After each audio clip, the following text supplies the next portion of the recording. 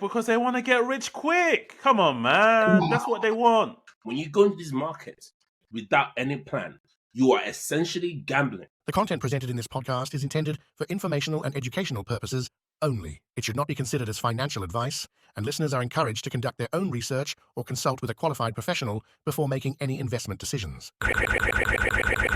Crypto Flip. Welcome back to the Crypto Flip podcast. We are back again for another exciting episode, and I am your host, Harris, and I'm back with one of my co-hosts, Deji, and we're going to get straight into the confessions. So, the first confession that we have today is, held a good amount of ETH in an NFT project for 2 years. Ooh. Made many friends within the community, even the founders were what I would have considered friends. Decided to sell a few when times got rough, and had a friend get fired for seemingly no reason within the project. After offering nothing but unwavering support for 2 years, I voiced concerns on Twitter. Since then, I have been essentially blackballed out of the community. No one likes me there anymore, all because of one or two tweets that weren't even incorrect. Founders don't care about your support. They only care when it's withdrawn, and then go out of their way to isolate you. This is a very interesting one. I've got some big thoughts, but I want to hear what you have to say. Very interesting one.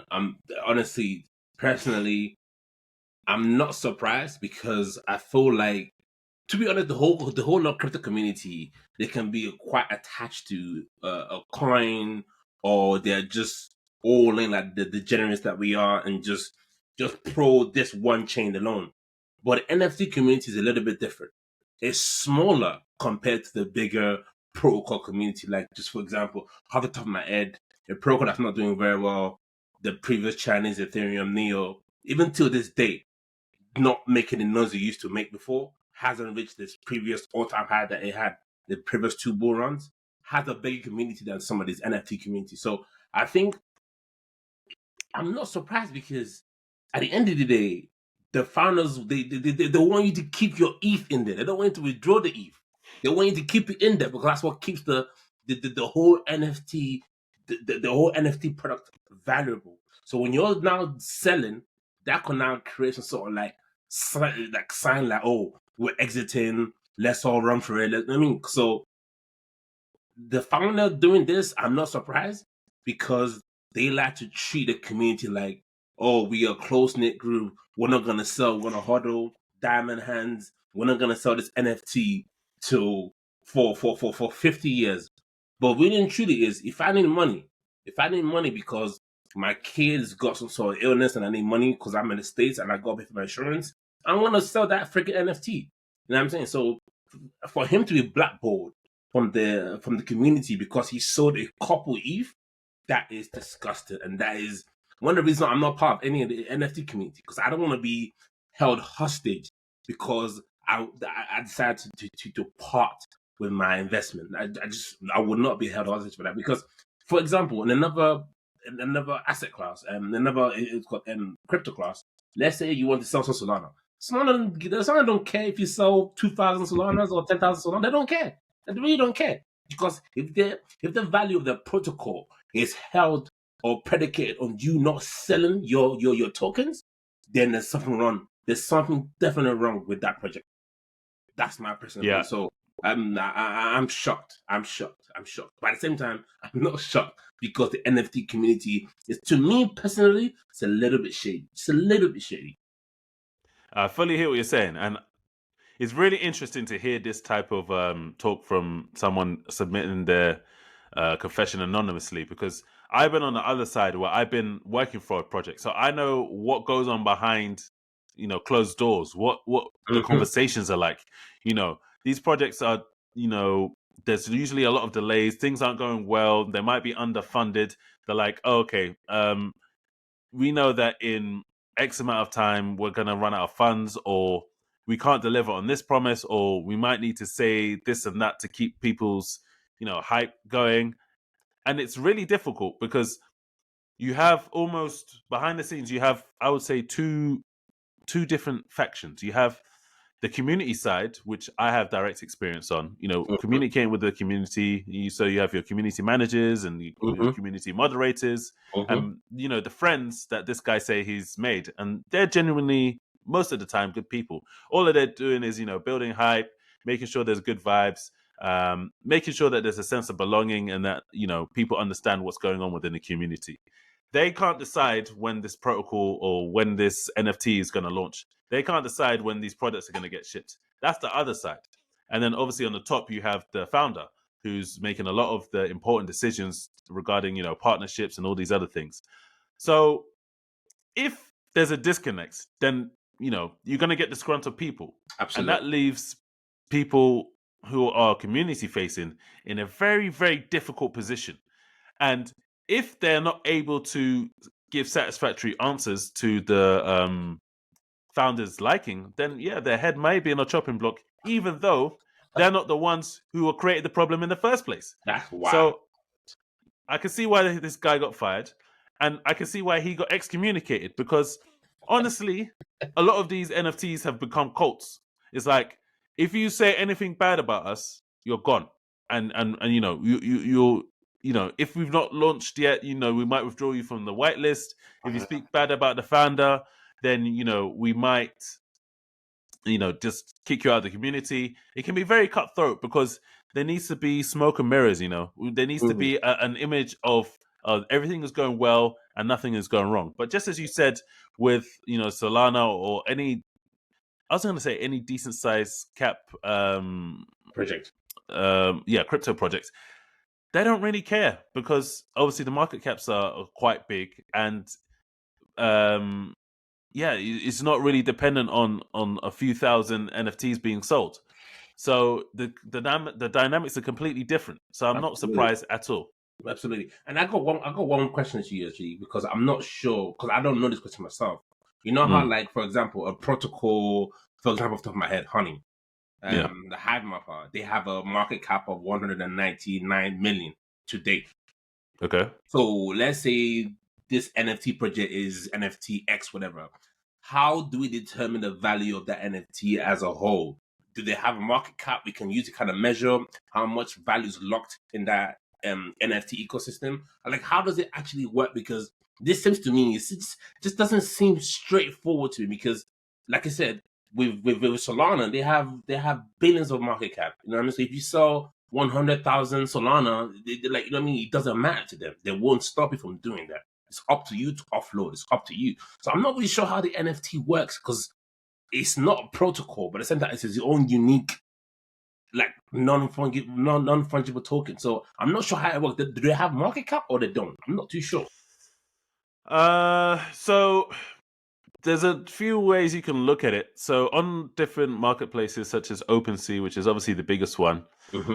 you can see the you can well there's a few different markers you need to see. You need to look at, like, the floor price, which is like the Okay. lowest priced Lowest price. Okay. there's the lowest price NFT which is available for sale. Okay. So that's important. You can look at, like, unique holders, um and yeah, you can look at, like, the total value of the project. So if there's and also activity is important, because you can have uh you can have a project which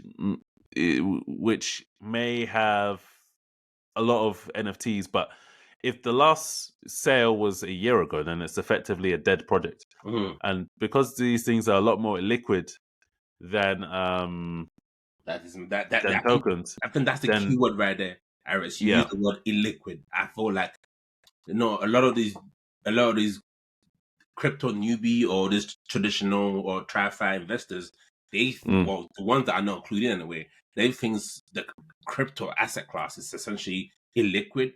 I will argue NFT is the one that's quite liquid. I think you kind of have to, like, you have a floor price, you have a high price, you have like a mid of the line price. I think that is probably the more illiquid part of crypto that you kind of have to probably hold an auction, or you probably have to take a discount when you're selling it. So essentially, to me, NFT has never made. I don't think about the technology actually makes sense, but the way it's basically been executed, I just haven't been a fan of it. I don't own any NFT, and I don't plan to own an NFT because it just doesn't make sense to me. Like, imagine trying to exit the market, but you can't find someone to buy it. And it's like it's just wild. Yeah, And it's if you just one of them. and if you sell it, you might get excommunicated from the community. Like, it's just wild to me. Like, it's just wild. It's true. It's true. Like, yeah. So volume is the other marker that I forgot. So, like, if you look at floor price and volume, obviously, if there's a lot of volume, then it'll be a project which obviously has a lot more momentum and a lot more eyeballs will be on it. And if it has like zero volume, then it's a dead project effectively. But yeah, I mean, it's interesting that point you made, because I'm actually currently, as we speak, trying to sell an NFT, just for some extra liquidity that I can reinvest into other things that I want to do with crypto. How's that going? It's annoying. I'm not gonna lie to you. It's annoying because you can put it up for, like, you think of it like eBay. You can either put it up for auction or you can set a buy now price. But people can also like make offers as well. But people are obviously gonna try and lowball you, and that's how it works. Like, why should I pay premium for what you're holding when I can maybe try and lowball you with a shitty offer? So exactly. I'm not surprised. Honestly, I'm not surprised. I'm not. Exactly. It must be. But I'm sure once you sell an NFT, you're gonna be over the moon because it's gonna be like, oh, done with that one, on to the next one. Well, kind of yes and no. So the NFT I hold is actually a membership NFT. So it actually has value. It gives me access to an analytics platform, which for crypto. So it's not a useless like art I love NFT. that, actually. So it's like if you don't sell it, it still has a key. It still has a use case for you until exactly. That's why I'm not too pressed. The only reason why I want to sell it is because I have two, and one of them is an advanced plan, which is what I'm going to keep forever, and one of them is a basic plan, which I don't use. So that's the only reason why I'm selling that one. No, that's definitely. You learn something new every day. Exactly, that's what we're here for, baby. So let's go to the next confession. Yes, please. I'm 18 years old. My father thinks I bought him 10K worth of Bitcoin at 25K. Okay. And now he almost doubled his money. The truth is that I lost it all on futures. My God. Oh, Lord. You can't write this stuff. He is asking me to sell it and cash out now. I don't know what to do. Big man Ting, you might have to get a job. I can't lie to you. Bro, wait. What job is going to pay him $18,000 to give to his dad? And mind you, you have to trade money for that. But you have to trade time for that money. So it's going to take you a while. His time right now is worthless. Exactly. You're going to have to like, what? It's going to take you a while for you to get 18. It will. But he put himself in a hole doing foolish things. So I have a cardinal rule, and my cardinal rule is don't trade for family. Don't trade for family. Don't trade for family. When family ask me for investment tips, I'll tell them, go on YouTube, type in how to invest in crypto, or just check out our crypto podcast. You know what I mean? Yeah, exactly. You pick up some gems on there. But I've made it my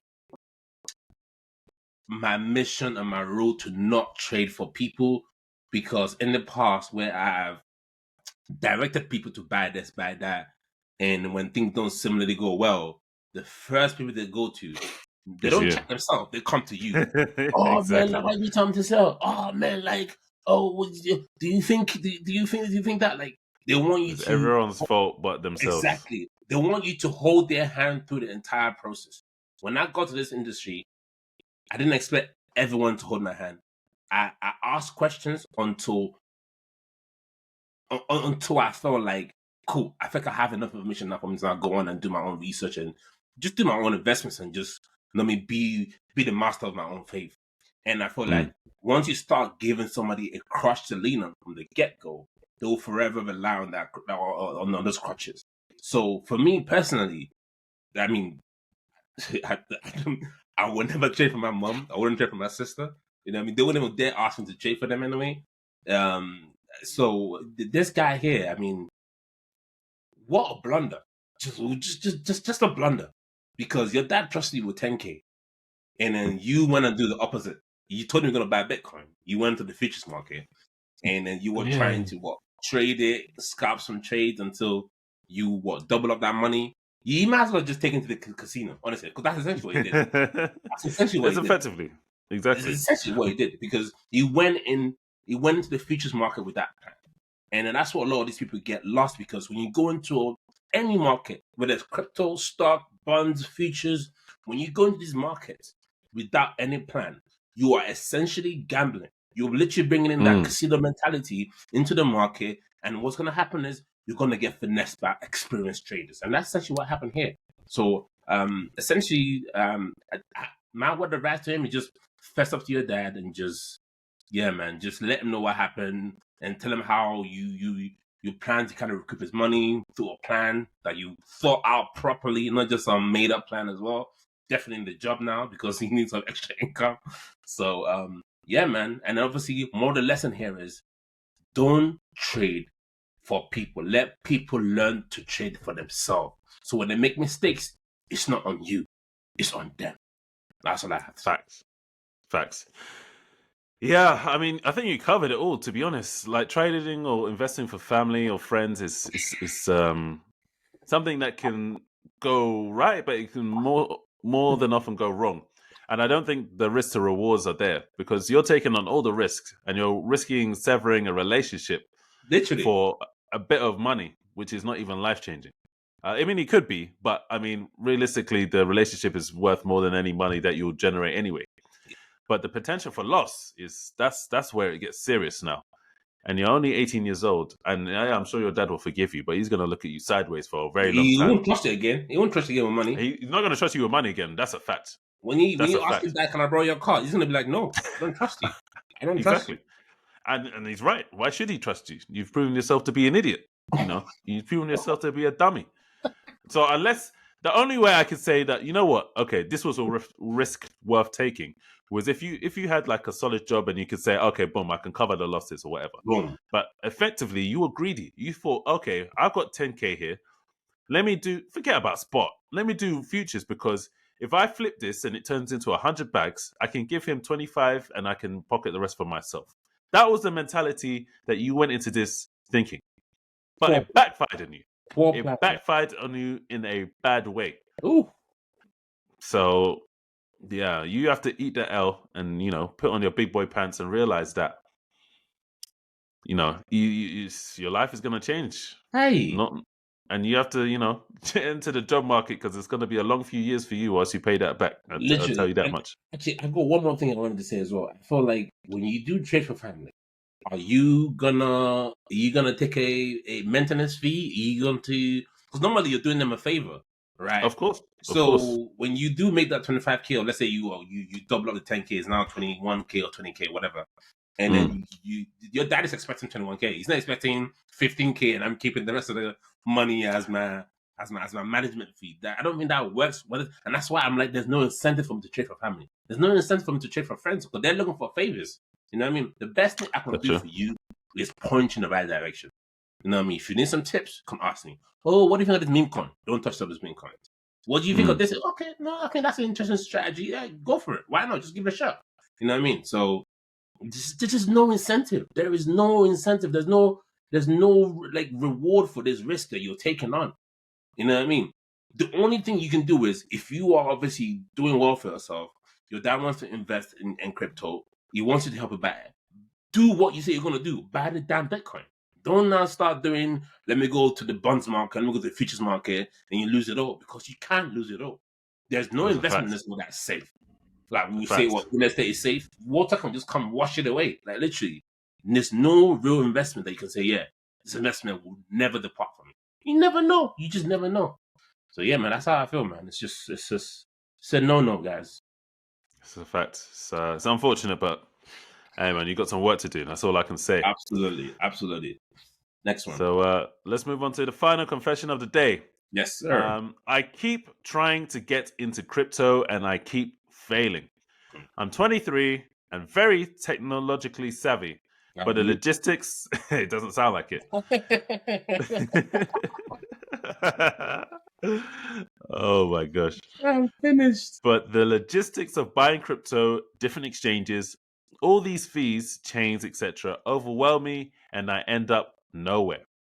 I tried during the 2021 bull, put $500 and spread them across all the top coins at the time, and it didn't get me anywhere. I'm trying again. Still overwhelmed by everything going on. I keep telling myself I'll make it, but I don't know how or when. So he put in $500 and spread it across all the top coins, and he wanted to get rich. That's basically a summary of the story. I don't know if he knows how this thing works or not, No, but it doesn't. maybe you can tell him. He doesn't know how it works. Honestly, I think he doesn't understand what capital efficiency means. When you have $500, when you spread it across all the top coins, there's 100 top coins out there. So what? You spend $5 on one of them each. Like, well, you bought $5 worth of Bitcoin. $5 worth each. Let's give him the benefit of the doubt, and he said he spent it on the top 5 non-stable coins. But still, that won't get you far because you're better off just investing in the bull run as well. Like, you're better off just investing in one chain. And I think, to be honest, like, before I even go further into my soliloquy, I want to say his main problem is this guy, even though he's tech savvy, his problem is he lacks focus. Because if you see what he said at the beginning of his confession, he said all these different chains overwhelms me, or something like that. So that means he's not only looking at one chain. He's not looking at Bitcoin. He's not looking at Ethereum. He's looking at Solana, Celestia, all the chains that are popping up on the internet. And then the thing is, when you're starting off, you kind of want to just master one chain. Like, know how to bridge, know how to exchange, maybe you have a few mule wallet, you have your original wallet, you have a burner wallet, you know how to farm airdrops, you know how to stake. Master one chain first. You know what I mean? What's that saying? Jack of all trades, master of none. That's essentially what this is. You know what I mean? You can't now start, you know what I mean? Like, surfing chain is for professional traders. It's for people that have been in this industry for eons, since 2012, since the inception of this thing. So it's like, if you're going to be hopping chains and doing all that, you have to know what you're doing. And essentially, you need to have the liquidity to back it up, because if you're going on these different chains, that means you plan to invest in these chains. But if you only have $500, you're better off just sticking to one chain. You know what I mean? Maybe just do everything you want to do on Bitcoin. And now even Bitcoin is not interested with all the noise that's happening, that kind of stuff. So every chain has something to offer. And I feel like this guy over here doesn't have a plan. He's just going up and down, looking for a way he can get rich quick. And essentially, even though you can get rich quick in crypto, you still have to put in the work. And from the looks of it, from the sound of it, doesn't sound like this guy's putting in the right work. No, not at all. I think this guy, you probably saw on some Instagram reel or TikTok that, you need to diversify your investment. So he thought, you know what, $500, let's go, baby. Split it 5 ways, chop that up, spread it around. And, I'm expecting to see 100 bags next week. But that's just not how it works, my guy. 100 now, bags? Unless you're $500. To be honest, it's doable, but not in the top 5 chains. I'll tell you that for free. It's doable, but it's unlikely. The market cap of these top 5 chains is already moon, bro. Like, look, that's what I'm Bitcoin, saying. You would have to be dumpster diving or looking for, like, even hidden gems. You let's say you got 100x. That's what, 550K, and that would be all in on one chain, by the way. So when you have no money, you can't afford to diversify. You either need to get more money, or do you just need to pick one chain? It's as simple as that. That's it. Go on. Like, I'm looking at the top 5 non-stable coins tokens on CoinMarketCap. The highest one is Bitcoin. It's got 830 billion market cap. Like, you invest in these even Ethereum, the next closest one is 300 billion. Like, your money is just like these already achieved that J curve. I think that's what it's called. Like, they've already exploded. If you want to not get into the market and make quick money or good amount of money, you want to multiply money quickly and do well in this bull run, you want to look at hidden gems. Like, Solana's not hidden. Solana is everywhere. XRP is everywhere. Every retard on the internet talks about XRP. Every single retard. And the reason why they're talking about it, they got shitloads of them already in the previous market cycle. So I'm not surprised he's not doing well, because I feel like his mentality is just not right. I think he needs to go back to the drawing board. Maybe I think he might be following a bit too many, because what happens when you follow too many influencers and then they're talking about DCA and they're talking about or diversify. You need to compare. That's obviously that's a comparison of thief of joy. But at the same time, you need to understand that their pockets are a little bit deeper than your pockets. You just come to the space. They've been in this space for multiple bull runs. So they've accumulated some kind of capital. So for you to now start following their strategy, you need to follow the strategy for you. You need to look online for people that are in kind of like your bull cycle, that people that are just starting out. You know what I mean? Network even more. You know what I mean? Get a job in the crypto space.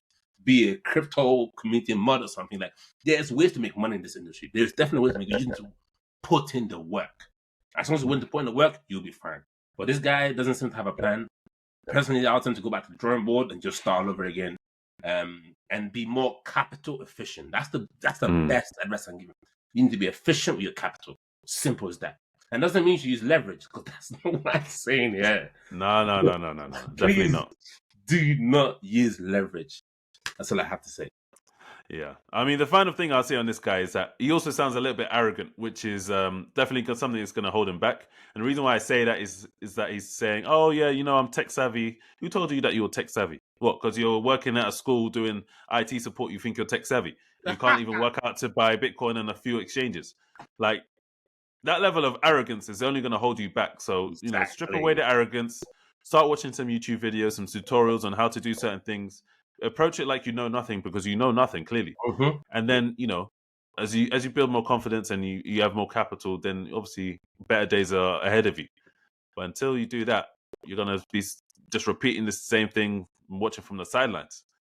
Yeah, man. So, exactly. I couldn't agree more, man. Couldn't agree more. This confession's getting out of hand. I'm telling you. They really are. But if you have any anonymous confessions you want to submit to us directly, you can always do that on our Instagram, which is CryptoFlipPod, or at CryptoFlipPod. And don't forget to like, comment, and subscribe to us on wherever you're listening. We really appreciate that. It helps us put out more videos, gets the message out to more people. And we really look forward to watching and reading your messages. Yes, sir. One more. We have a bonus confession, Harris. Okay. So yes, check it out. Just in, half the press. Let's get into it. Been in crypto 7 years, paid off all my debts, and had a decent stack going mid 5 figures. Tried leverage trading for the first time this month. Was trading both up and down. Then fell asleep with an open boink position in profit that had then dropped 30% overnight. Back to 4 figures now. Hurting bad, but determined to build it back. Deji, what would you say to this guy? I know you're really hard on these leverage traders. I'm not. I think sometimes if you know how to use a tool, please use it well, because you can be capital efficient by using leverage, the right leverage, and then you need to know what you're doing. What I'm not a fan of is people using leverage on the meme coins and falling asleep. Right? That's a recipe for disaster. Literally, like you're just compound. You're not compounding gains. You're compounding problems. You know what I mean? Facts. First, you're in a meme coin that can be extremely volatile. I mean, I'm not saying you can't make money. I mean, volatility can be good. It can also be very bad. And on top of that, you pour in a leverage trade on that. Like you can't make this stuff up. You just cannot make this stuff up. You can't make it up. Like, and this ties in previously into the other guy as well that was doing a madness. Like, to be capital efficient does not mean you have to do leverage trading. And if you're gonna do leverage trading, you need to make sure all your risks are covered. You cannot sleep with that point of sort of like stop loss or take profit. Scott, on your trade. If you don't do that, you're literally gonna give the money right back to the market. The money you've been grinding hard to make. So, really, bunk? Leverage trading a bunk? Not a token cap, not a protocol that's undervalued. A meme coin. I have nothing to say, man. I have nothing to say, man. It's all you, man. So. Yeah, it's crazy. I mean, where do you even attack this from? Like, obviously, he's leverage trading, which is one risk factor. But okay, fair enough. You know, you paid off your debt. Kudos to you. That's great. Mm-hmm. You built 5 figures, which is good as well. You know, a solid platform to go into the next bull run. Very respectable. Exactly. You know, you're doing a lot of positive things. So when I started reading that, I was like, okay, I'm liking where this is going. But obviously, this is a confession. So there's always a twist somewhere. So he's done all of these good things, and I'm like, okay, where's the twist? Now he said, okay, he had an open position on Bonk. I was like, okay, fair enough. Bonk meme coin, Solana, very volatile, especially with what was going on with the phones, the Solana phones, the airdrops that people were getting. Obviously, people are going to be dumping them. So I'm like, you know, okay, this, you know, even if you're awake, you can make bad decisions, but you decide to fall asleep. Big man, if you're that tired, just set a stop loss or take profit or whatever you need to do. Close the trade. Or just close the trades. Close the trade and shut the laptop or your phone. Turn it off. You're very lucky, you know, that it only went to 4 figures and you didn't wipe out your whole thing. That's the only thing I say. The saving grace there, you know, God was looking out for you. Said, you know, I'll teach you a lesson, but I'm not going to blow you out of the water. So it looks like he did the isolated margin trade rather than a cross margin, because he was a cross margin, he probably would have been wiped out. But honestly, for all our viewers out there, for all our listeners out there, don't use leverage unless you are certain, and the probability or certainty is 80% upwards that you know what you're doing and you can win those trades. Don't touch it, because that's how you literally get wrecked on the verge of the bull market. Like, literally, this guy was well positioned, 5-figure portfolio, getting ready to do his thing, but then now he has to go back to grinding. He has to go back to working.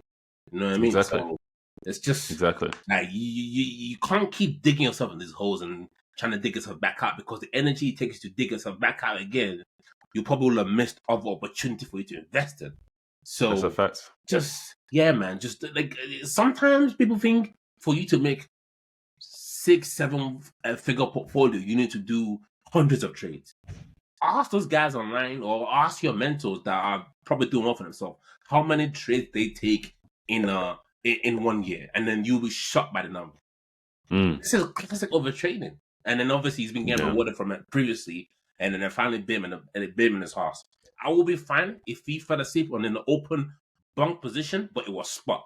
So that's fine. You know what I mean? You just hold it for a couple of days. It's fine. You can wake up and you know what? It's not doing well. That's not looking good. I'll exit now and just take my profit or take whatever loss I've taken. But dudes want to keep trying to get rich fast in crypto, and this is why. Anyway, it's just I have nothing more to say, man. This guy is just special, and then he needs to quit. Why is that? He needs to quit. Make sure you have enough for the next bull run. Don't overtrade. But if you learned nothing else from our podcast, that's just one of the things you have to take away. Do not overtrade. Be careful out there, for sure. And you know someone else who needs to be careful out there? The SEC, because their Twitter account was recently compromised. So what actually happened was, I remember I was on Slack. Well, actually, I think I was minding my own business, doing some work or whatever, and then I get a message from Slack saying the ETFs has been approved, and seeing screenshots and stuff. I'm like, really? Okay. It's about to go down. The thing's pumping. Everything's pumping. Lo and behold, I can't remember how long after it was. Was it like a few hours? Was it 8 minutes? Yeah, I think it was 7 to 10 minutes. Okay, cool. So shortly afterwards, I'm seeing screenshots saying, "Oh, like our Twitter was hacked, basically." So I'm thinking to myself, what is going on in crypto? We know that it's on the verge, but if somebody has the ability to hack SEC's Twitter account, and bear in mind, Twitter put out a statement, or X put out a statement saying that it wasn't a vulnerability on their side. It was basically, it came from the SEC side, and they had no 2-factor authentication. There was no protocols in place. They probably had 1, 2, 3, 4, 5, 6 as their password, and they got hacked. How does a United States government entity get hacked on a public social platform? It's crazy when you think about it. Think about the ramifications. We're in election season as well when it comes to America. Someone could just go on any of these presidential candidate things and just write whatever they want, or the president's thing and say, you know what, we're launching a war here, there, and everywhere. This is crazy. This is bigger than crypto. This is nuts. What do you think? I 100% agree with you, Harris. Like, when I first, I remember, because we were waiting on I think it was this happened on a Wednesday, I think, Wednesday, Thursday, just a day before the Bitcoin spot ETF approval day. And people were just anticipating the approval. And then I was actually on Twitter and I saw them, like, I was a little bit excited, at the same time a little bit deflated because I didn't want it to get approved because I wanted the Bitcoin price to tank to like 30K or below, so come back on the Bitcoin. But at the same time I was happy, and literally I touched myself like, I don't know, like I don't know enough on the site, so I went back on X again or Twitter, and I saw SEC basically retracting a statement saying, "Oh, we were hacked," blah blah blah blah. I thought, wait, is Gary trying to mess with the crypto community? Is he trying to say no, I thought he was. Honestly, I thought he was trying to basically say, look, it generates soon as I announce something, it pumps, and now take it back, it dumps, like the market's still volatile. I thought I was gonna use this as an excuse to basically say because market condition, blah blah blah, we will not be approving these ETFs at this time. I was gonna use that as an excuse. I was scratching my head like, how can a government account be hacked? How is this possible? Okay, cool. We wait till the next morning. We figure out that it was indeed true. There was some vulnerabilities on their side, not on X side, but on the government account side, because they didn't have 2FA. Dude, I was on the floor. I couldn't believe it. You do not have 2FA. And the worst part is that you're out here screaming at investors, telling them, you must protect yourself. You must do this. That's the irony. That's the irony. Like, just shut up, Gary. Just shut up and mind your business. Seriously. The SEC needs to just keep quiet and mind their own business. Actually focus on governing the monetary policies properly. Focus on what you do best. You had one job to do. One job. And you almost messed it up. Facts. Because honestly, I actually thought they're going to use it as an excuse not to approve it. I actually thought the same. I thought the same. Before we carry on, let me just remind the viewers or the listeners of what the actual statement said verbatim. So after the fake tweet went out, this is what Gary Gensler said. The SEC Gov Twitter was compromised and an unauthorized tweet was posted. The SEC has not approved the listing and trading of spot Bitcoin exchange traded products. And this went out on the 9th of January 2024. Gary. The thing is, have you noticed how they're keeping quiet about their security not being up to par? But as soon as they approved the Bitcoin spot ETF, it came with a caveat. Although we're not in support of this market, we were essentially forced to accept this spot ETF or forced to approve it. It's just like I'm thinking Gary is such a pagan. This guy dude, you are all over the place. 1 minute you're trending in the right direction, the other minute you're doing this BS. I thought it was an insider job orchestrated in order to block this approval of this spot ETFs. But it turns out that it wasn't, or maybe not, we'll never know. Maybe one day we'll figure out, or maybe one day BitBoy will say he was the one that did the hacking or something. But at the same time, allegedly, we don't want to get sued. Exactly, allegedly, yes. But I'm just shocked, man, because as a government account, the least I expected you guys to be what I expect you guys to be able to do is at least be able to protect yourself. Because essentially you have the best interest of your investors in mind. So you won't do this rubbish where like you're essentially pumping and dumping the market. Because Bitcoin did react. There are people that are trading the minute chart and then literally they got wrecked. They got liquidated instantly. So yeah, we'll come on to some of those stories in a second for sure. Yeah, but honestly, Gary, you know what I mean, I think he's all talking about how he has the best interest of all these guys at his heart, but at the same time, he doesn't really care because he's gonna do what's best for himself. You know what I mean? He was quick to take that tweet back. I'm not saying you should carry on with the tweet, but for him to now come out and say it, and on top of that, be saying, "Oh, we begrudgingly accept this spot ETF." I mean, just like it just screams paganism, because it's like you're just two-faced right now, because one side is you're cooperating with this institution because you think it's good, and then if you want to have any hopes of regulating the crypto market, you have to accept the spot Bitcoin ETF, which is what you did, because you know in the long term it makes sense for you to do that. And after accepting it, you now say, "Oh yeah, we're not in no shape saying that we are approving of cryptocurrency market." But come on, man, like seriously, like after you literally failed to do one job, which is to keep your account safe. Nah, man, that is just a basics. special dude. I have nothing else to say, man. Yeah. So if we follow the order of the timeline, obviously it starts with the fake tweet going out, the apology coming out, and then afterwards we get the real approval. So the real approval comes, but it doesn't quite go to plan for a lot of people. It became a buy the rumor, sell the news event where people, the price didn't explode the way that a lot of people thought it would. Well, not at least as of yet, as of this time of recording. So the Bitcoin price dipped below $46,000 as the ETF approval caused increased market volatility. It was something that I was cognizant of, that it could be a possibility, but I didn't think that it would necessarily play out that way. I thought it would get, at least in the short term, like a rise in price, but it hasn't been the case. I mean, it did rise in price. I think it went up like 5, 6, 7%.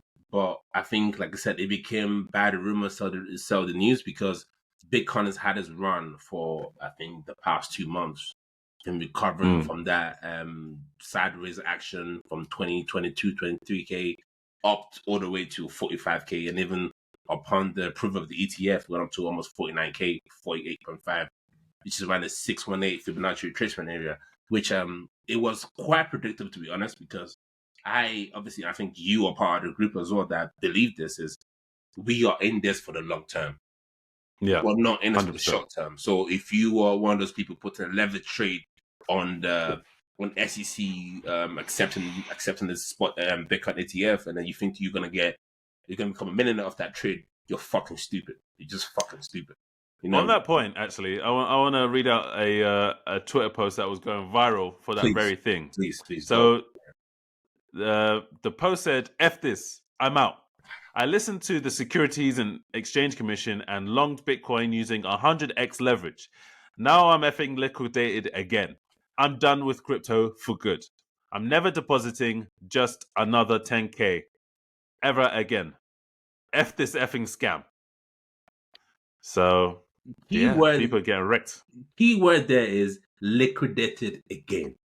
This guy, no, it sounds like this is not the first time he's been liquidated. It probably won't be the last clearly time. not. You know clearly not. I really don't understand why people don't just go to the spot market and just buy the Bitcoin if you're bullish on it. You know why? Because they want to get rich quick. Come on, man. That's what they want. That's what people want. Who wants slow money when you can get quick money? That's what they want, man. Honestly, Harris, you and I both know it doesn't work that way. Of course not. People but they're gonna do it anyway. People that post this success story on Twitter, X, or they talk about it, or they brag about themselves, they have to put in the work to get that 1, 2, 3 trade that will change their lives, that will take their account from 10K, 20K, 30K, all the way to 300K plus or 500K plus. You know what I'm saying? So there is no that one single trade that you can make, unless you're bear market investing. You know what I'm saying? Like investing in some altcoins. Let's say you bought, I don't know, let's say you bought AVAX for dirt cheap, or you bought Bunk for dirt cheap, or Solana for dirt cheap, and now you're up 20, 30x on your investment. But that takes a plan. That takes dedicating to your craft to know how to get to where you want to get to. Like, I've seen more confessions about, oh, I got liquidated again, than I've seen more success story about, oh, I made money off leverage trading. It's just wild. It's just wild. And it brings back to my previous point, is you and I and a majority of the long-term crypto blockchain investors are in it for the long term. People like, for example, Brian Armstrong came on CNBC to talk about, just hours before the spot ETF was approved. They were talking about how the spot ETF approval is a monumental event for the crypto market. The blockchain investors like you and I have been starving for approval from that side of the governing body, and we finally got it now. I feel like, even though I wanted the spot ETF to be delayed, now I'm also very happy that it's also accepted, because it just shows that, you know what I mean, you can no longer ignore this asset class. You can no longer say, oh man, it's a bunch of criminals that use it. Like, there are people out here using it to change lives. There are people using Bitcoin to invest in other protocol that will eventually bring about a more robust infrastructure in the future. So, and then it was a monumental achievement for the crypto space, getting the spot ETF approved. And there's nothing Gary can say now to really deter us from it. I mean, he's always been bearish on the Bitcoin market, but at the same time, I think maybe in a few years it will turn bullish, or maybe it will be converted like some of these previous crypto haters. But for now, I think I think we're in a good position. I didn't expect the spot ETF being approved for Bitcoin to now shoot it up to, I don't know what 400x, 200x. I wasn't expecting that. Yes, I've seen the chart. I know the chart we're all talking about. I've seen the chart of when the gold ETF was approved and how it had. I think that's the comparison that people are looking which at. Which is a fair comparison. I'm not against that comparison. But my thing is, post that gold spot ETF being approved, gold had a 8-year or I think it was a 4 to 8 year long bull run, which means it was consistent going up almost every other year. Doesn't mean they want to have a down year. But what I'm trying to say is that chart wasn't achieved in one day. It wasn't achieved in 1 year. It was achieved over several years. So that's what investors are like. They think, because obviously crypto is a bit more volatile, we might get that explosion in the shorter term. That's not how it works, man. You know this. We got the halving event coming. You know what I mean? We got the Feds that haven't even started cutting rates yet. So what makes you think this is going to explode to the upside? What makes just leave the leverage thing to the side? Start investing in Bitcoin if you think you're now bullish on it. That's what you should do. That's my advice to people out there. Obviously not financial advice, but I just think people that are doing leverage trading based on some rumors or news always tend to get wrecked. And that's what happened when I got into it. It's as simple as that. But at the end of the day, like, I'm still extremely bullish on this market. I think we're about to have a face melting bull run. You know what I mean? Catapulted by this Bitcoin ETF being approved. You know what I mean? Institutional money coming in. I think global liquidity starting to rise again. And then what we'll see moving forward is that Bitcoin will rally towards Bitcoin will probably dump a little bit towards the halving event, and we're probably going to see a slow grind upwards, and we're probably going to get our 2-3x on the Bitcoin price as it is now. So we're in this for the long run, and we're just chilling, you know what I mean, holding the bags and getting ready to enjoy this bull run. That's what we're doing.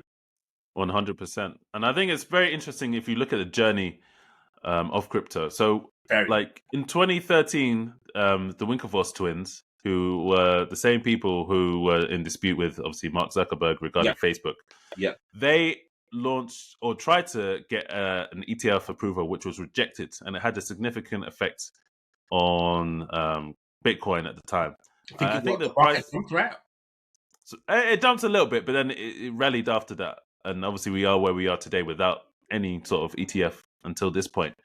But I'm just saying that to say that even though the market hasn't moved in the way that a lot of people were hoping so far, you need to look further than just, a few days or a few weeks or even a few months. You need to start thinking in years. And when you start thinking long term, then your perspective will change and you'll find yourself in a much better position when it comes to crypto. For sure. I couldn't agree more, Harris. I couldn't agree more. I feel like, again, like, there's nothing wrong with that gold spot ETF chart comparison to the situation with Bitcoin spot ETF being approved now, but you cannot expect the price to go up 300% in 1 day or 2 days or 3 days. It just doesn't work that way. There's not enough momentum personally for me. You know what I mean? Yes, the global liquidity is increasing, but it's just not just because the spot ETF has been approved does not mean all the pension funds are now running straight. They got to do their diligence. They got to make sure, all right, cool, how are we going to deploy this capital? You know what I mean? When is the right time to deploy this capital? You know what I mean? When is the capital going to be ready for us to deploy? You know what I'm saying? So, impatient traders will always get wrecked. You know this. You got to be patient if you're in this space, in any kind of market investing space. So, I'm not surprised at all that this is happening. But at the same time, we're bullish on the market in the long run, and I can't wait for the all season and the crypto bull run to get going, because in my estimation, it's already started. Just need to make sure you're well positioned for this bull run.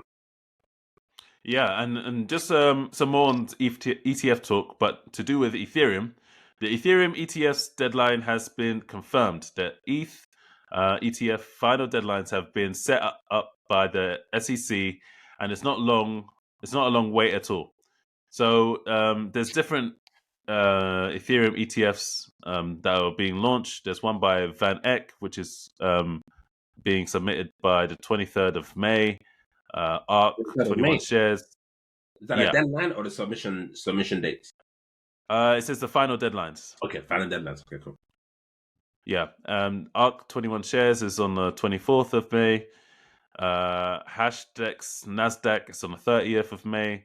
Grayscale Ethereum Trust is on the 18th of June. Invesco Galaxy Ethereum is on the 5th of July. iShares Ethereum Trust is on the 7th of August, and Fidelity Ethereum Fund is on the 3rd of August. So there's a lot of positive catalysts this year. You know, we talked about them already. We've obviously had the BTC ETF. We've got obviously the Ethereum one potentially coming. We've got obviously the halving. Then we've got individual narratives with altcoins. There's so many positive things that are happening in 2024 and beyond. You just have to keep your ear to the ground and really put in the work, and you'll definitely be rewarded at the end of it. Absolutely, man. I couldn't agree more. Honestly, I think if you actually deep it right, upon the Bitcoin spot ETF approval, Bitcoin did 0.3% on that news. Ethereum did 10% on that move. So it's like, we're not even sure, was it the Ethereum spot ETF that was approved, or was it for BTC? Because Ethereum seemed to pop more. I think it went from like 2.3 to like 2.6 within a matter of, I think, 24 hours or something. So you can kind of already see people already buying that rumor. So they're already anticipating that the Ethereum spot ETF will be approved. And it's so funny because we've really, really come a long way, man. Like, so far, come a really long way. And I mean, we've come such a long way that even the president or the CEO of BlackRock hedge fund, and essentially, they're arguing about Bitcoin ETF with the CEO of the Vanguard fund. Do you imagine having two big Goliath of TradFi arguing? One is pro, one is kind of against or not for crypto. We've really come a long way where like we have these guys fighting our case for us now. I mean, it's just beautiful. It's beautiful. But on the Ethereum spot ETF news, this is nothing new. We've already kind of saw this happening already. Because we know following the Bitcoin spot ETF approved, because the reason why Bitcoin was pumping, because back to late November or around the start of November, the rumor started surfacing even harder that the ETF is gonna get accepted. Like they have no like, there's just no reason why it would get rejected, other than obviously the crazy event that happened with the hack stuff, which I thought might jeopardize it, but it didn't jeopardize in the end. But essentially, I think Ethereum spot ETF will be accepted, and it makes sense for it to be accepted. But what I'm hearing now is people are talking about XRP ETF, and I'm thinking, really, XRP? But I'm not surprised. Wait, hold on a second. Did you just say XRP ETF? Yes, I did. Yes, I did. People were arguing that they might even accept the XRP ETF before ETH. Obviously I think that's bananas. That's crazy. If they accept an XRP ETF at all, to be honest, blood clot. but personally, I haven't heard enough rumblings about XRP ETF news. I haven't either. That's why when you said it, I was like, "Wait, is this a thing? Is this real?" Yeah, I saw My it. ears deceiving me. Someone, but I think it's more the XRP loyalist trying to, Okay. push that makes sense. narrative. He's probably holding a small bag of XRP and wants to get his name out there, shill it a little bit. It was a Medium article that some guy wrote. I commented on him and say, "Yo, you think XRP ETF is going to get approved first?" And he was like, "Yeah, he has more use case, blah blah blah." I was just scratching my head. I'm like, "Okay, cool."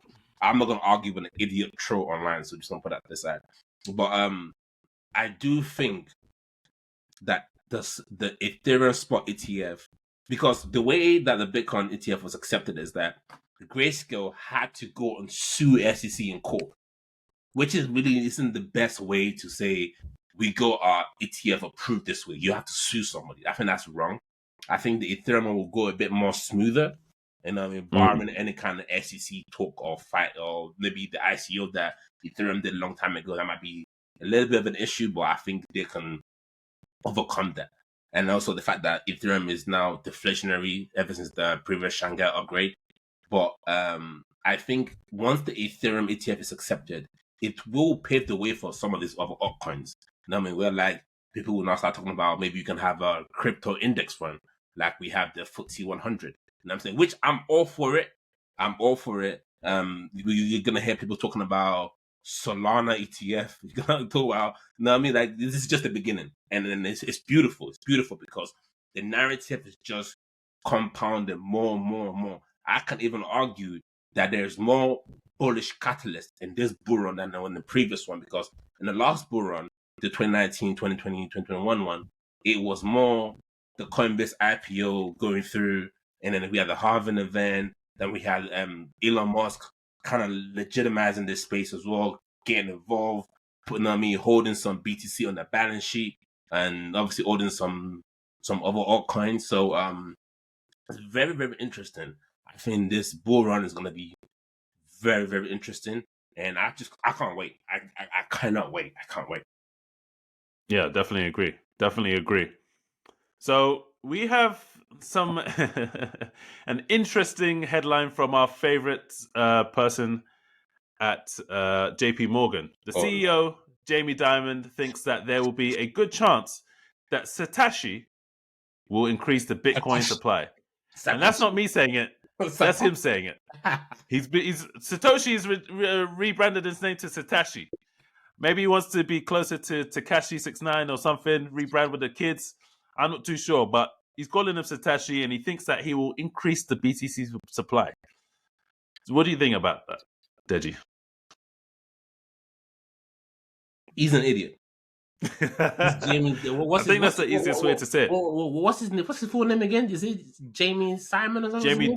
Jamie Dimon. Yeah, Jamie is an idiot. Honestly, he's an idiot. I am. Funny enough, I watched his interview last night. I was cooking, and then it came up my YouTube play, and I thought, let me just listen to it. What a load of rubbish! Honestly, what a load of rubbish. The way he was dancing around the question was so weird. You know what I mean? Talking about how he never wants to talk about his Bitcoin thing again, but for one last time, I'm going to talk about it. And then he's just talking rubbish. First, he goes, even though the spot ETF has been approved now, we're still not really. He would advise people to stay away from the Bitcoin market because they're just not sure about it. Like, people only use Bitcoin for AML. Is he still trying to push that narrative? Of course he is, man. Like, and the worst part is, he's doing all this while still being one of the people that literally that helped BlackRock legitimize the spot ETF approval.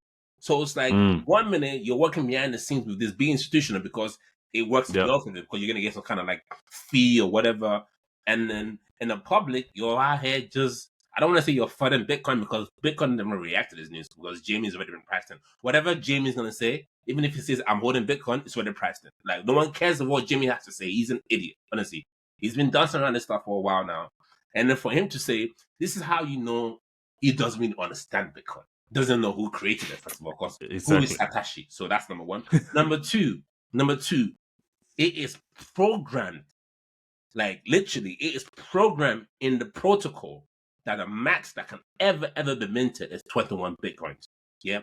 Now, 21 million. now Yeah. you're telling me Satoshi's going to come out of his retirement or wherever he is to now increase supply. What for? He holds a significant amount of Bitcoin in his wallet. Why would I want to release more supply, increasing to 50 million? That would dilute my share. If he ever did that, the market would crash. You know what I mean? Why would I want to do Exactly. that? Why would he's And better not off that he could anyway, but he would crash. exactly. You'll be better off just selling his Bitcoin and just exiting the market. Cool.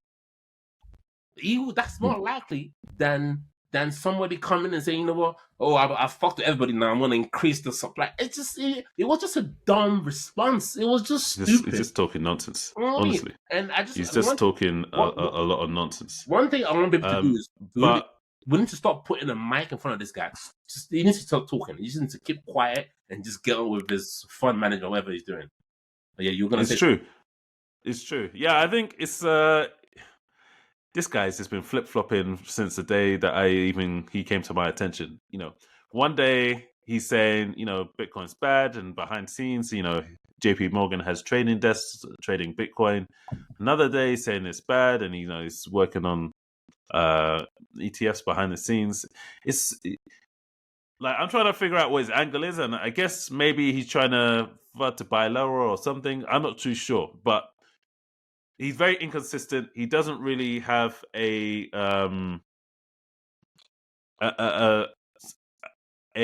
direction which is coherent, and it's just all over the place. And to be honest, he's not someone that I pay too much attention to, so I don't even want to give him that much airtime. But I just thought it was particularly funny that he called Satoshi. So I couldn't help but bring this topic to the table today. But the funny thing is, the market didn't react because it's Jamie. Jamie doing Jamie things. Who cares about CEO of JP Morgan? You know what I mean? Exactly. They're all fraudsters anyway. They just know how to navigate the law properly and then to their own benefit. So no one cares what Jamie has to think. And the funny thing about it is he was talking about how they use blockchain technology. He thinks tokenization could be the future, but then he says Bitcoin is bad. Oh, Bitcoin. Without Bitcoin, none of this would be possible. There will be no Ethereum. You know what I mean? There will be no, let me fork the Ethereum blockchain, or let me fork this blockchain or that blockchain. Like, but that's what a lot of bankers do, you know. I remember back in like 2017-ish, there was a big narrative at the time which was like blockchain, not Bitcoin, and all this type of stuff. And it used to be coming mainly for like all of these bankers and finance types. And I'm like, do you even know what you're talking about? Because I don't think you do. And I think he's one of them as well. Yeah, absolutely. Like, yeah, okay, cool. You might be the CEO of this hedge fund or whatever, but so that doesn't necessarily mean that you know what you're doing when it comes to crypto. Bro, he doesn't know what he's doing. He has he has experts to help him. He doesn't know much himself, because if he knew something, if he had prepared that speech and then showed it to his expert, they would have told him, no. This is not a good argument. This is a dumb argument. Exactly. Because you're going to make us look bad. Bro, this guy looked foolish on the interview. I'm just like, just shaking my head. I will encourage our viewers and our listeners to go out there and actually listen to the actual clip, because there was a guy there that was actually firing back to all his claims was making, and then every time he fired back at some of what Jimmy says, Jimmy would be like, and just kind of steer the conversation away. I'm like, dude, this guy is just confused, man. Confused. You know what? Here's a challenge. Jamie Dimon, come on the Crypto Flip podcast. I want to talk to you. We want to talk to you. We'll have a conversation with you. It'll be a nice interview, very cordial, very nice. But we really want to pick your brain when it comes to Bitcoin and what your intentions are, because you seem to be doing a lot of contradictory things, and that's a public challenge. Yes, it is. Thank you. I would love for that to happen. I would love it. So we are moving on to the next topic, which is very interesting. It's been something I've been thinking about, and I've been getting messages on Instagram privately about this as well. And that is sort of catalysts that may respark old narratives. So obviously in the last bull market, there were certain narratives that were really exploding. One of those being the Metaverse, which is obviously one of the biggest ones towards the tail end of the bull market. And you know, I've been thinking to myself, what are some key moments that may happen in the future that may boost the value of these tokens, because I'm sure people still have bags. I'm sure people are still looking at some of these narratives as things that could take off again or take off further. And I think there are definitely some key moments. So for me, when it comes to the metaverse, I think you have to look at Apple Vision Pro. Yes. It's obviously a VR headset which is going to be released by Apple. And I think a lot of people are going to view that as a watershed moment. It's going to be very expensive, but I think the fact that Apple is going to...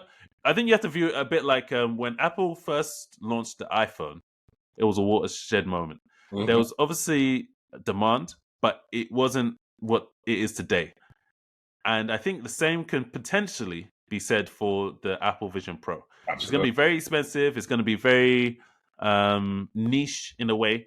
But I think the fact that Apple was doing it, and we know that once Apple does something, it becomes a trend, whether it's the watches, whether it's the phones, whether it's whatever they launch. People tend to, look at them as trendsetters. So I think this could really benefit the metaverse, and I think this could actually be one of the things that propel metaverse tokens to previous all-time highs potentially. I honestly, I couldn't agree more, Harris. I think so. The Apple Pro Vision is scheduled to release in the US for the 2nd of February, which is a very, very timely release. I mean, I didn't even realize it was that soon. Yeah, it's Okay. it's very soon, and it's never all season yet. So I think that release date works well with all season because winter all season is not coming out. It's not starting for another few months at least. Bitcoin will have this run first before the alts start dancing. But personally, I think the Apple Provision release is bullish for the metaverse ecosystem in the crypto. I just feel like the same way when ChatGPT was released, we saw a few AI tokens pumping. I feel like the metaverse token will pump. They were kind of like the metaverse ecosystem was pumped towards the tail end of the last bull run. I feel like they have essentially been lagging in this beginning at the early stages of this bull run. They haven't really moved at all. I think the price has been quite stable-ish. They're not dumping it, but at the same time, it's not pumping. I think it will pump on release, and then we'll probably start seeing a lot of the metaverse project probably talking about integrating or using that technology, or even partnering with, because Apple's not the only player in this market. There's also Meta's Oculus and all that device is actually more affordable than Apple, but to be honest, the Apple one is not that pricey. It's just $3,500. I think a lot of the crypto guys can afford it. The crypto guys can, but I'm talking about the wider market. I think Meta's device is the Oculus. I think that's only a few hundred, like maybe like $300 or $500, something like that. This is like 10x the price. Exactly. But the point I'm trying to make it is essentially there's more than one play. If there was like only Apple, I would be like, I'm not too sure about the momentum of this new. But Meta's been working on their own device for a while now. They've released it. Apple's next. There's just more play in this market, kind of like just further legitimizing that metaverse space. I just don't see how it won't pump in this face melting bull that we're about to embark on. So I'm definitely bullish on the metaverse ecosystem. One thing that I'm not saying I'm bullish on this space because I still don't understand it, but I'm starting to see that momentum cannot be stopped, and that's in inscriptions, because one of the more unique narratives in the last run was NFT. I think I must have heard NFT like 20,000 times, and then I almost went deaf. Just NFT, I bought some NFT. Okay, cool, good for you. You know what I mean? I'm not an NFT investor, but I think regardless is a good narrative for people in the space, because if NFT is doing well, that means the crypto market is essentially doing well. I just don't see a case where like NFTs are pumping or Bitcoin is dumping or Ethereum is dumping. I just don't see that happening. So I think the inscription / NFT market will do well, especially with the ordinals being able to kind of inscribe what's called like allow inscriptions on the Bitcoin mining network now. I think that's very, very interesting. So but at the same time, it also comes with some consequences as well, which can give birth to more like newer like layer 2s for Bitcoin network. But at the same time, I think the inscription NFT market, the metaverse market, and as well as the AI gaming sector is going to be very bullish this year. Yeah, let's also touch on what catalyst may be there for AI. So obviously, when the launch of ChatGPT launched an industry inside and outside of crypto, which obviously there's been AI before ChatGPT, but it was the first product that brought it to the mainstream. And with that, there was a pump, but it was during the bear market, so it wasn't as significant as it would have been if it was during the bull market, obviously. However, GPT-5 is the next iteration of is the next iteration of AI, and it's the one that's really going to put things into the next stratosphere, if you like. And this is a quote from someone called Howie on Twitter, and he said, "At Y Combinator, winter 2024, kickoff today, and Sama, who's the Sam Altman, who's the CEO of ChatGPT, OpenAI. He said, suggested people build with the mindset that mindset GPT-5 and AGI will be achieved relatively soon. Most GPT-4 limitations will get fixed in GPT-5, per YC founder Richard He. Expect OpenAI GPT-5 in 2024 and AGI in 2025. What's your interpretation?" So effectively, the CEO of OpenAI is telling everyone to build with GPT-5 in mind, and yeah, it's going to be like right now. What you can do with AI, I played around with it quite a lot. It's quite impressive, but it's still got some kinks, and obviously we have to keep in mind that it's the worst it will ever be. It's only going to get better. It's not going to get worse. Yeah. It's still got some kinks when you give it some prompts. You can't self-prompt. I mean, there's products which have allowed it to be the case, but inherently it doesn't self-prompt. But the moment you can start giving it tasks and it just automatically does it in the background, and you don't have to self-host it, and you can ask it to do things, and it's very intelligent, and it can learn from its mistakes, and it's just becoming more self-aware. That's when I think you will start to see some of these AI tokens really react in a very, very positive way.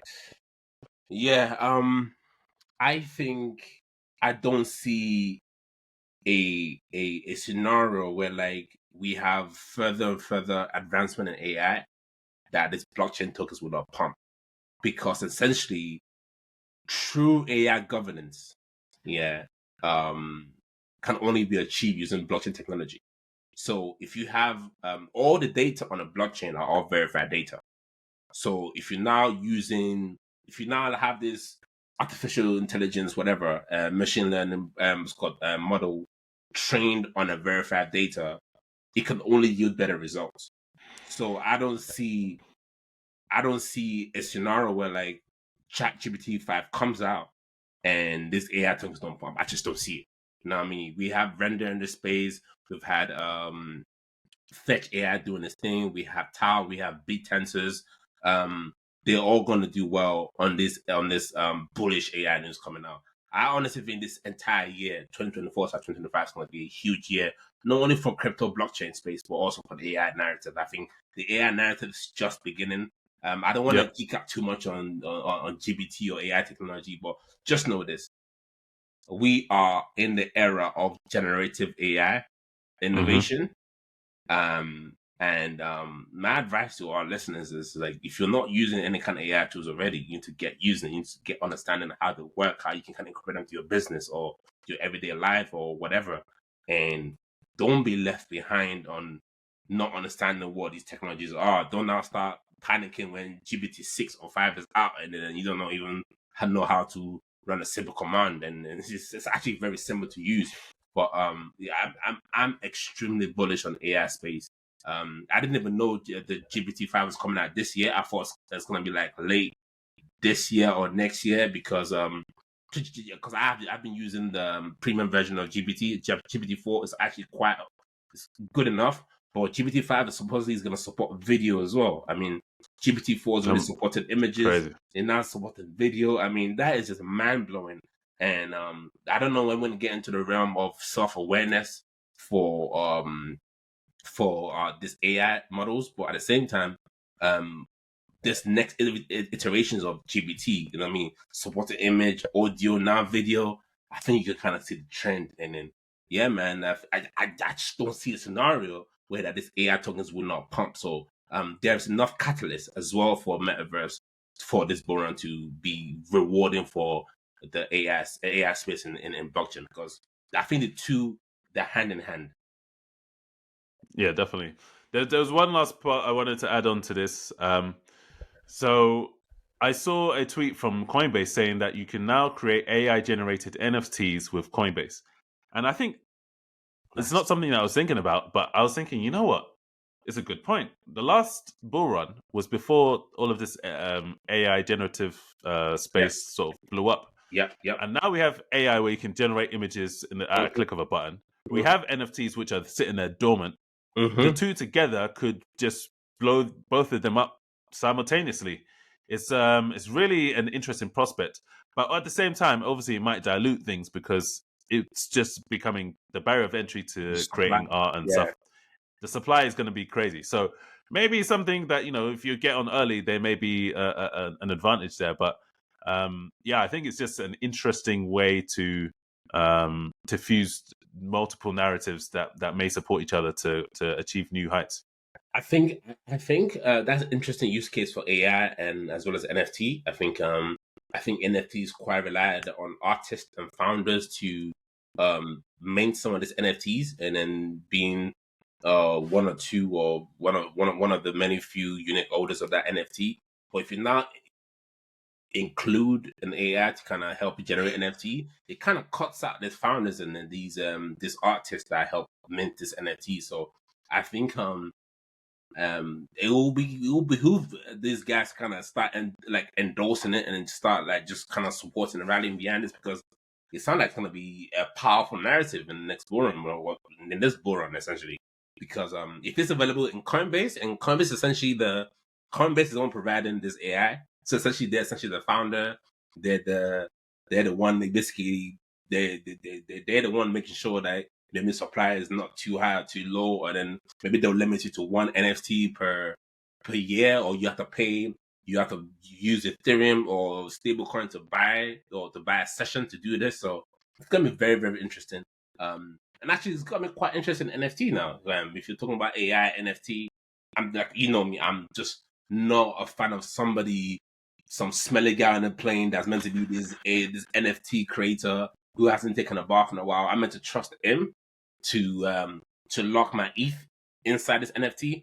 Not really, but AI is more like the same way we have a decentralized what's called a notion in this blockchain space. I kind of trust the AI to say, cool, this NFT is unique. You're one of the 10 unique holders that's ever going to be minted. That's something I can believe in. Not some smelly dude on a plane telling me, oh, no. I will not mint anymore, when we know. No, it's true. It's true.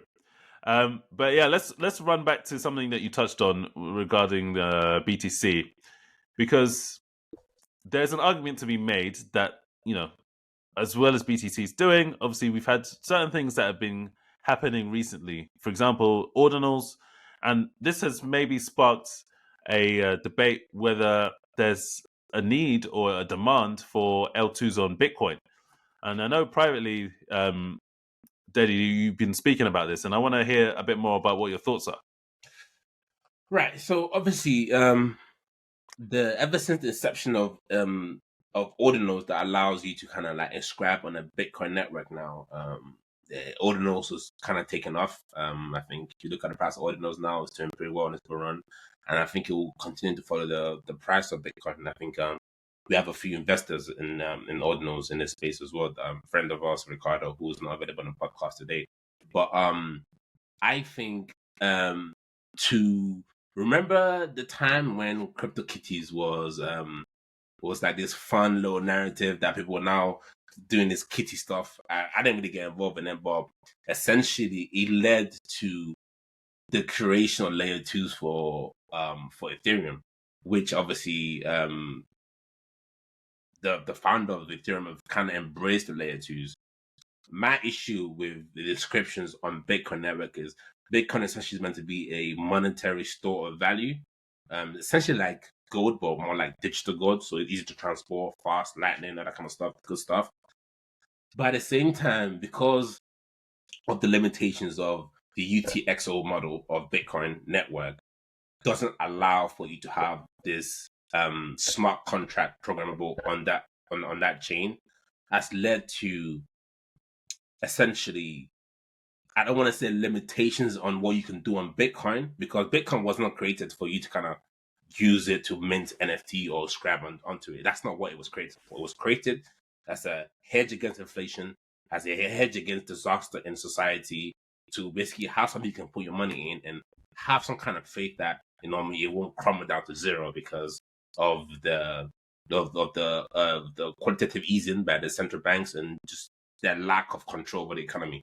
So with now all these inscriptions happening, I think you kind of have to now see the narrative of hoping around at layer twos for Bitcoin, because Elastos, which has actually been in this space for a long time, they're now releasing this upgrade, which will allow essentially their layer two will allow smart contract to be programmable on their layer two, but it's on top of Bitcoin. There's a new one coming out as well. It's a layer two for Bitcoin. It's called Mint Blockchain, and essentially it's a layer two that kind of allows scaling for NFT inscriptions. So you can kind of see the narrative starting to build a bit more and more. I think before the end of this bull run, you see more L2 pop up. Whether or not they get embraced by the Bitcoin developers is one thing, but people are still gonna try because you never know. You know what I mean? So I think it's very, very interesting. I think it's a narrative we need to keep an eye on for this bull run, because Elastos could do well, and Mint could do well, and any of these layers are popping up because there seems to be a rising need for these layer twos, because it seems that's probably the only way to kind of, without putting too much overhead on the blockchain primary network itself, maybe instead of inscribing on the Bitcoin network, maybe inscribe on its layer twos, or the layer two that's literally dedicated for NFT. So I think it's very, very interesting, and I think it's a narrative I'll keep my ears pressed on. Yeah, I think it's my issue is that not every coin has to be everything to everyone. And I think that's something that a lot of people just don't understand.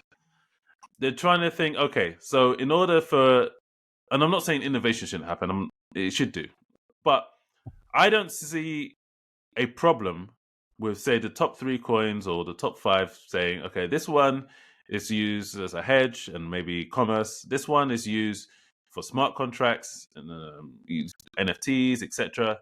This one is used for faster transactions.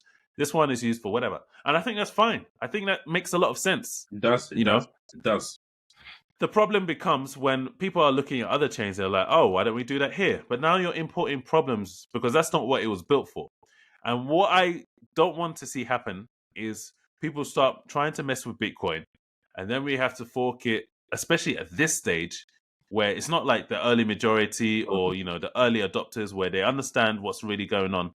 And then it forks, and then people are like, "Oh, what's the real Bitcoin?" Well, this is the real Bitcoin. Well, that's the real Bitcoin, and we've been through that before. Mm-hmm. And I don't want there to be, oh, this is the Bitcoin where if you want to do ordinals and NFTs and all this other stuff, we're going to do it on this programmable stuff. If you just want to store value, then we're going to have this other one. It's just going to create too much confusion, and I think people should understand what Bitcoin is and use it the way it was intended for. If you want to do like smart contract stuff, there's other protocols for that. Yes, absolutely. Honestly, remember when we had the discussion, we touched on ordinals a few podcast episodes back, and one of my worries was essentially what you just elaborated just now. I'm worried that we don't want congestions happening in the chains like it happened in Solana, and I can see that happening again. I see. I don't know if I think I sent you a screenshot of the weird meme coins being minted on Solana as pussy coin, or say pussycat or something like that. You know what I mean? Like just and then that kind of stuff. When you start to see more and more of those things happening, I become a little bit bearish on the market, because I'm like, in the short term, obviously. Long term, I'm always bullish on the market long term. But in the short term, when I see something like this, this was when Solana was just ripping the market. I think was outperforming every other coin, and then that kind of attract all the degenerates to come and mint and their own meme coin, and they're trying to be the next Bonk, trying to be the next Shiba Inu, all that kind of stuff. I don't want that problem on the Bitcoin network, which is why I prefaced my comment saying, I'm not sure if this layer 2 is going to get embraced the same way the founder of Ethereum has embraced the L2s for Ethereum. Like you see Optimism doing well. When the Bitcoin spot ETF was approved, those things pumped hard. I mean, Arbitrum pumped like 40%, Optimism pumped like 30%, Ethereum pumped like 10%, all because they kind of move synonymously together in this space where the ordinals and Bitcoin are kind of moving in the same direction.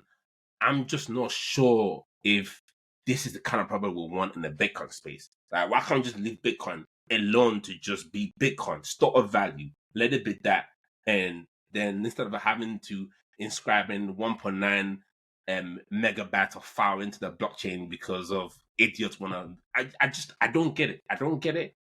Which is why I see the rise of this L2s for Bitcoin rising, and I mean giving them a bit more momentum. Like, well, just in case this narrative doesn't stop, because you never want to stifle innovation too early.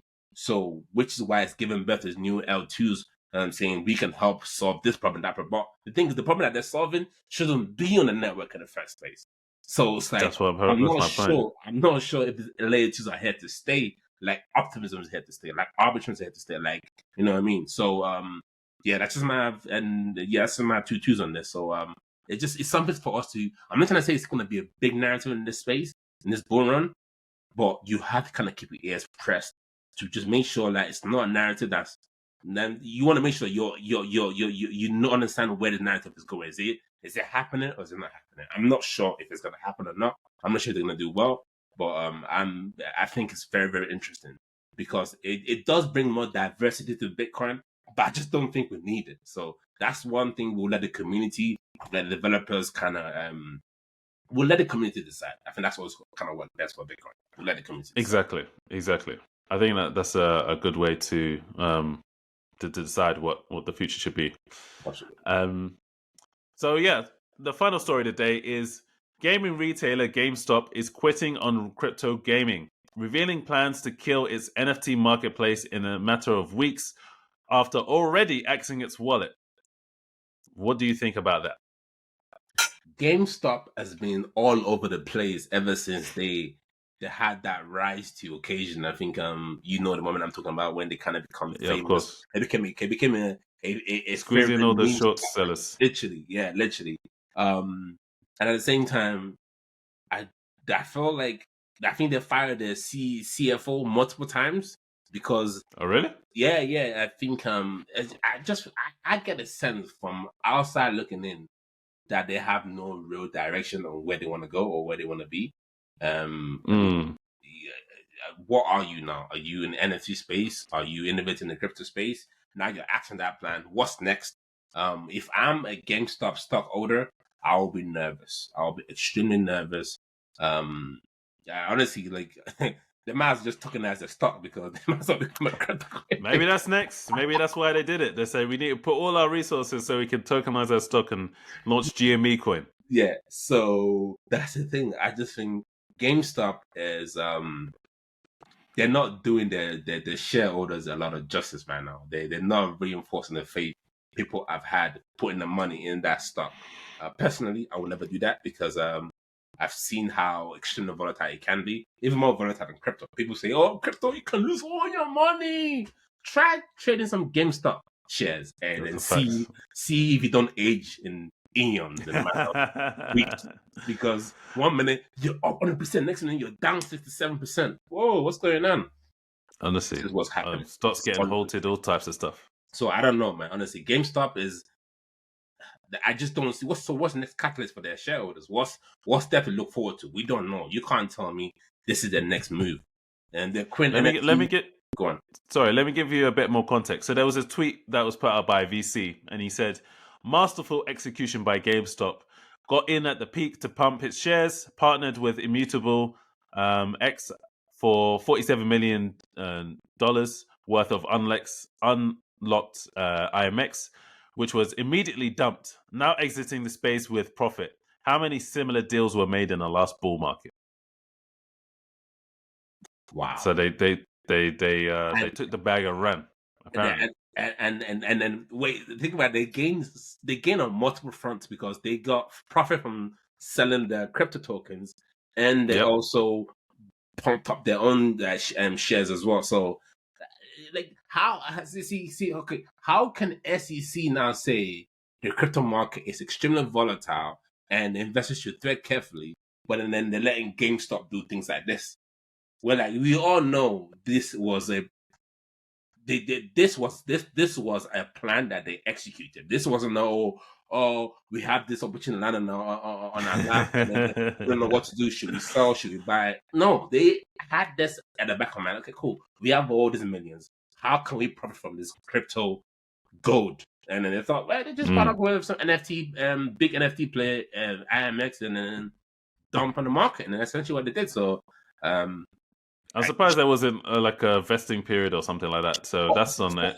Immutable. $7 million worth of unlocked tokens. Like, IMX is stupid for that. That's the dumbest thing I've heard in a long time. But you know what they did? You know what they're trying to do? They're trying to show the investors, the IMX holders, that we partnered with savvy business decision makers. We know how to connect with traditional finance. Really and truly, you're getting dumped on. That's what's happening. You know what I mean? It's true, and maybe that was a condition from GameStop that said, "Yeah, we'll partner with you, but you have to give us unlocked tokens." And they're like, "Okay, we get the brand equity of GameStop, which at that time as well. Let's not forget, you couldn't look anywhere without hearing GameStop.